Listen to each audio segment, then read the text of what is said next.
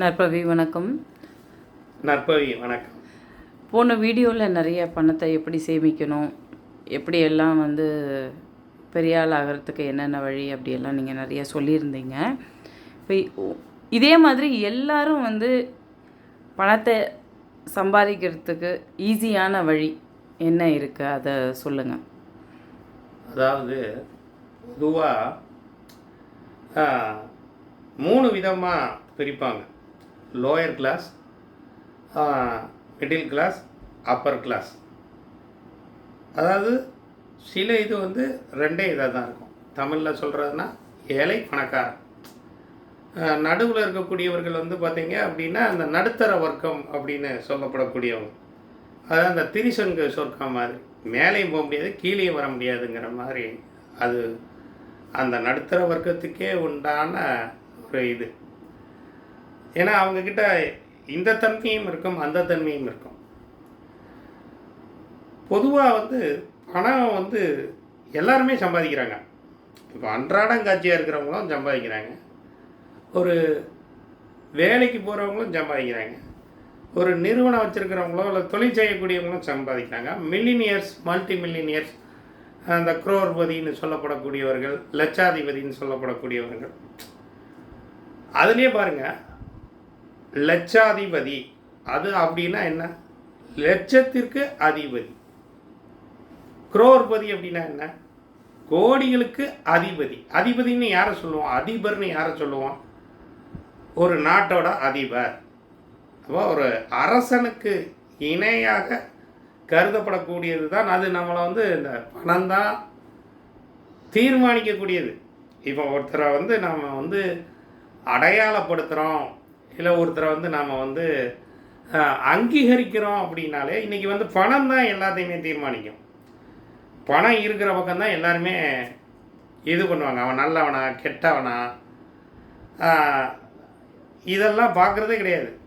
சில நேரங்களில் இப்போ பார்த்திங்கன்னா நமக்கு இதுக்கு முன்னாடிலாம் பார்த்திங்கன்னா இந்த ஜாதி பார்க்குறது, மதம் பார்க்குறது, இனம் பார்க்குறது, மொழி பார்க்குறது, இப்படி பழகிறதுலையே நிறைய இது இருக்கும்.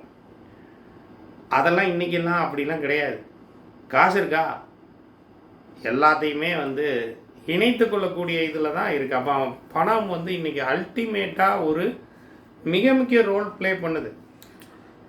இப்போ சாமானியர்கள்லாம் பணத்தை சேர்க்கறதுக்கு உங்களோட டிப்ஸை கொஞ்சம் சொல்லுங்கள். பொதுவாகவே டிப்ஸுன்னே சொல்லக்கூடாது. அது ஒரு அவச்சொல் மாதிரி தான் நான் கருதுவது. யாருக்கு டிப்ஸுங்கிறது எங்கேருந்து வந்தது?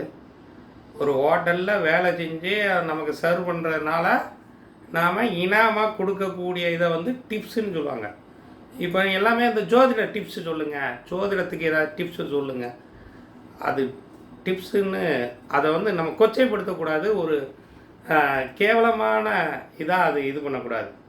சாமானியர்கள் பணக்காரர்கள் ஆகணும் அப்படிங்கிறது தான் என்னுடைய நிலைப்பாடு, என்னுடைய கோட்பாடு, என்னுடைய கொள்கையும் கூட தான்.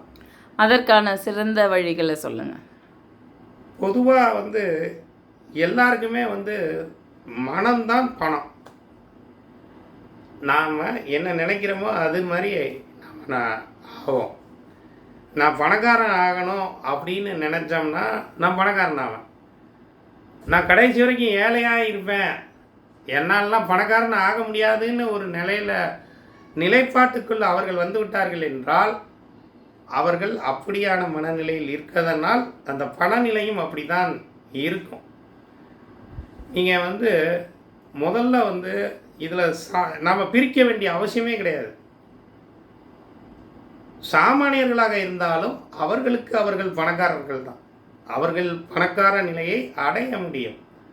தன்னுடைய தகுதி எல்லாத்தையுமே, தராதரம் எல்லாத்தையுமே வளர்த்துக்கிட்டு, திறமைகளை வளர்த்து கொண்டு இன்றைக்கி சர்வைவல் ஆஃப் த ஃபிட்டஸ்ட்டுன்னு சொல்லுவாங்க எல்லா இடங்கள்லையுமே. எவன் ஒருத்தன் திறமையாக இருக்கானோ அவன் தான் ஜெயிக்கக்கூடியது. லக்கு தான் நிறைய பேருக்கு அப்படின்லாம் சொல்கிறது உண்டு. இப்போ இந்த லாட்ரியில் பணம் விழுகிறது, இல்லை ஏதோ ஒரு பணம் வரக்கூடியது அப்படின்லாம் நிறைய பேர் அதை நம்பிட்டு இருக்கிறவங்களும் இருக்காங்க. கடின உழைப்பு யார் ஒருத்தர் போடுறாங்களோ அவர்கள் என்றுனாலும் ஜெயிப்பாங்க. அதுக்கு வேணால் கால அவகாசம் வேணுமானா உங்களுக்கு வந்து கூட குறை ஆகுமே தவிர, என்னுடைய வாழ்க்கை அனுபவத்தில் நான் சொல்கிறேன். நான் வந்து கடந்த ஒரு 10 வருடத்துல தான் இந்த ஜோதிடத்துலேயோ இல்லை இந்த ஆன்மீகம் சார்ந்தோ இருக்கிறேனே பார்த்தீங்கன்னா, அதுக்கு முன்னாடி நாமளும் ஒரு மிடில் கிளாஸாக, ஒரு மிடில் மேனாக, ஒரு லோயர் மிடில் கிளாஸ்லேருந்து வந்த நபராக தான் இருந்திருக்கும். ஆனால் அதுக்கான உழைப்பை இன்னைக்கு வரைக்கும் நாம் வந்து நிறைய இடங்களில் கடின உழைப்பை போடும்போது அதை விதைச்சிக்கிட்டே இருக்க அது ஒரு காலத்தில் நமக்கு வந்து நல்ல விதமாக வேலை செய்கிறது. அப்படிங்கிற பட்சத்தில் சாமானியர்கள் ஏன் பணக்காரர்கள் ஆக முடிவதில்லை என்றால், அது அவர்களுடைய வேலை சார்ந்து, தொழில் சார்ந்து, இந்த மாதிரியான சூழ்நிலை சார்ந்தும் அமையக்கூடியதாக இருக்கும். நன்றி. உங்களோட பொன்னான விளக்கத்துக்கும் உங்களோட நேரத்துக்கும் நன்றி, மகிழ்ச்சி, வணக்கம். நன்றி.